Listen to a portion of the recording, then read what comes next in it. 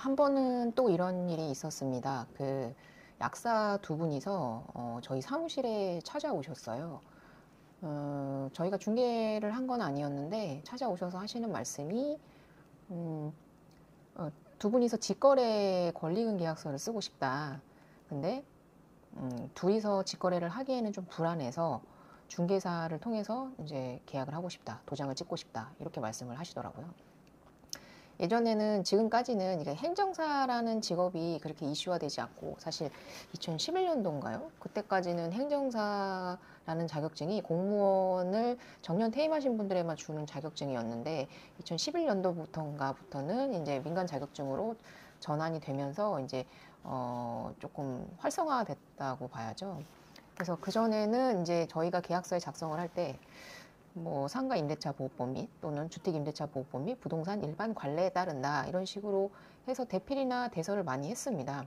근데 행정사법 위반이라고 대필과 대서에 대해서 판례가 속속 하나씩 나오고 있고 해서 좀 이슈화가 되고 있는 상태이기는 하거든요.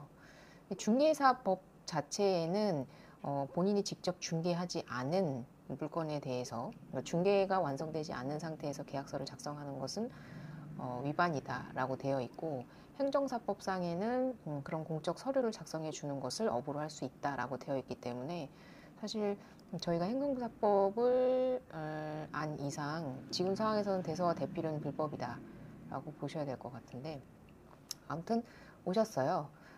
그래서 저는 우선은 계약을 써줄 생각이 없는 상태였기는 한데 한번 물어보고 싶었어요. 얼마 정도로 생각하는지 궁금하더라고요. 갑자기 그 약사 두 분이서 대피를 하러 오셨는데, 대서를 하러 오셨는데 어느 정도 금액으로 대서를 하기를 원하는 걸까라고 생각을 하고 한번 이제 제가 역으로 한 50만 원 정도 주시면 해보겠습니다라고 말씀을 드렸거든요.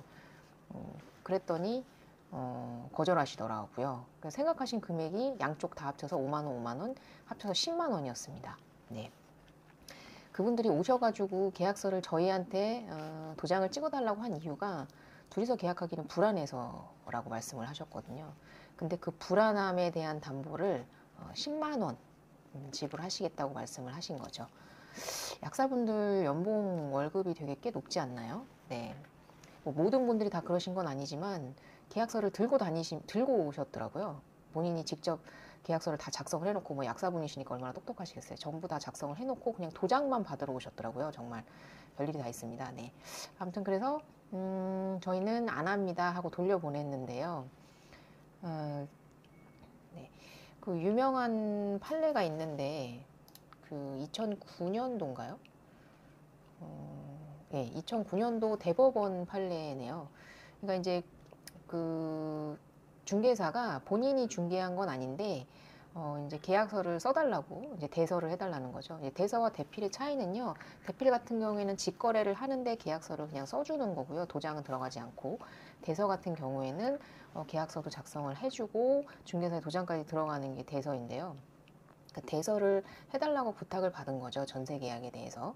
그래서 몇만 원을 받고, 그러니까 소정의 중개 보수를 받고 대서를 해줍니다. 대피를, 그러니까 성남시 쪽에 있는 부동산인데 대서나 대피를 해주는 걸 좀 많이 하셨나 보더라고요.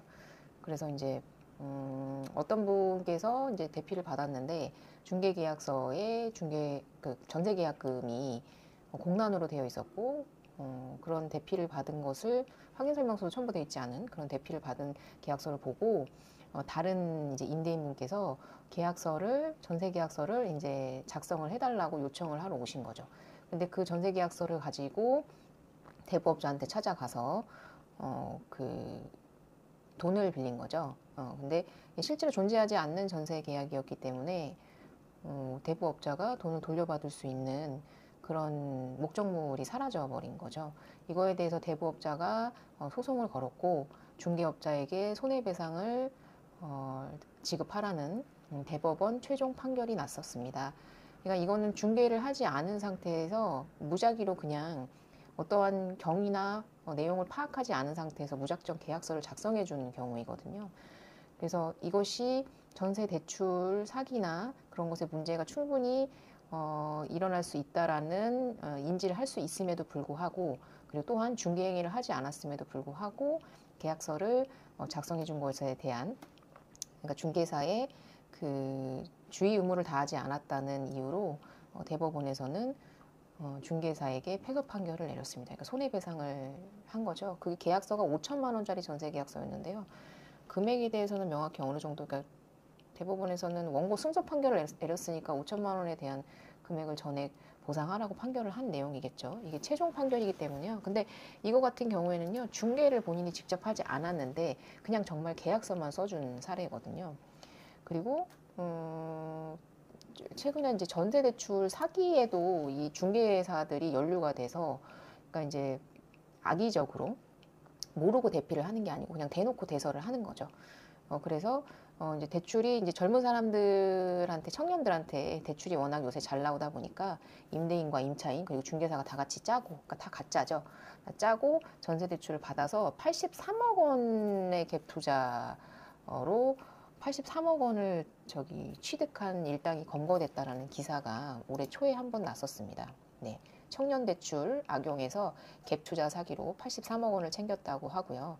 인천에서 발생된 사건이고, 이제 19세에서 34세 미만의 시민이라면 대출을 받을 수 있는 그런 대출이 있는데, 그것에 대해서 이제 그건 서류 심사만으로 대출이 비교적 쉽다라는 허점을 이용해서 범행을 계획했다, 이런 내용의 기사가 있습니다. 네, 그래서 임대인 1억을 대출을 받으면 임대인은 500만 원, 임차인은 1,000만 원에서 3,000만 원, 그리고 나머지는 이제 총책과 브로커들이 5천에서 6천만 원 정도를 챙겼다고 합니다. 그래서 들어가지도 않을 집에 전세대출을 받아서 83억이라는 돈이 또 사기꾼의 주머니에 들어갔습니다. 네. 그래서 근데 이게 왜 큰일이냐면, 중개사 도장이 없으면요, 전세대출이 안 나오거든요. 그러니까 은행도 마찬가지로 어딘가에는 안전장치를 하고 싶은 거겠죠. 근데 중개사를 믿고, 중개사가 중개거래를 했다라는 걸 믿고 대출을 내주는 건데, 이걸 이렇게 악용을 해서 전세 대출 사기를 쳐먹은 거란 말이죠. 네, 큰 문제입니다. 네. 그래서 은행에서 대출 심사하실 때 중개사한테도 전화가 오거든요. 대서나 대피를 한 경우에는 전세 대출이 되지 않습니다. 대서 대피를 하셨나요? 라고 물어보시거든요. 그러니까 이제 그런 전세 대출, 이런 전세 대출에 사기가 요새 판을 치고 있다 보니까 그런 것들을 물어보고 녹취를 하시는 것 같습니다. 네. 그래서 뭐 그런 부분에 대해서는 주의를 하셔라. 근데 제가 그래서 갱신계약의 건에 관해서는, 그러니까 저희가 중개를 한 거잖아요. 그래서 중개가 완성이 됐잖아요. 그럼 그 완성이 된 중개계약에 대한 갱신계약에 대해서 한번 찾아봤거든요. 이 갱신계약에 대해서는 이게 대서하는 것이, 그러니까 이제 이미 완성이 된 건데 갱신계약을 할 경우에는 이게 대서로 쳐서 중개 수수료를 이제 지급받을 수 없는 건지에 대한 판례를 한번 찾아봤는데, 그것에 대해서는 판례가 찾아볼 수가 없더라고요. 근데 이제 그냥 네이버나 이런 다음 같은 데서 찾아보면 그런 판례가 있다라는 내용으로 글을 쓰신 분들이 몇 분 계시기는 하더라고요.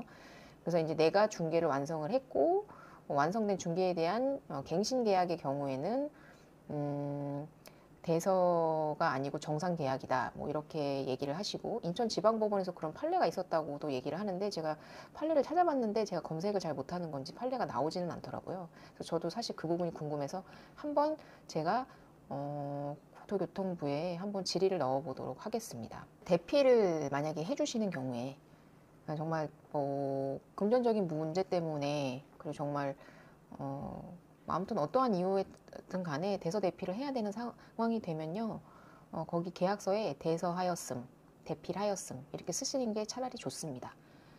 이게 만약에 사기에, 지금 방금 말씀드린 것처럼 사기에 연루가 되면요, 형사처벌까지도 받으실 수 있는데, 대필임, 대서임이라고 쓰시면 이거는 악의적으로 사기 사건에 연루되지 않았다는 것을 반증하는 내용이기 때문에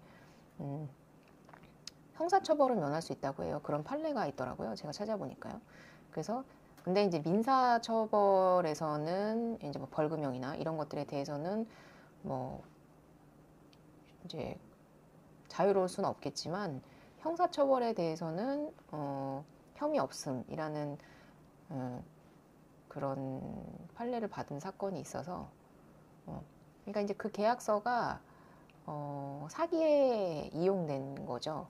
근데 그 어떤 거냐면 대필하였음이라고 이렇게 중개사는 썼는데 그 대필하였음이라는 내용을 지우고 은행에다가 제출을 한 거예요. 그래서 이제 대출을 받은 거죠. 근데 이제 그 대출이 대출 사기에 연루된 거였고, 근데 중개사가 나는 대필한 거다라고 대필하였음이라는 계약서 사본을 제출을 한 거죠. 그래서 법원에서는 이 중개사가 대필한 것이 맞다라는 걸 인정을 해서 형사처벌에서는 자유롭다라고 판결을 내렸습니다. 그 사기에 연루되지 않았다. 근데 만약에 여기에 대필하였음이라고 쓰지 않았으면 형사처벌에서도 자유롭지 못했을 겁니다. 네, 그래서 여러모로 주의하셔야 될 부분이 많다. 그렇게 말씀을 드리겠습니다.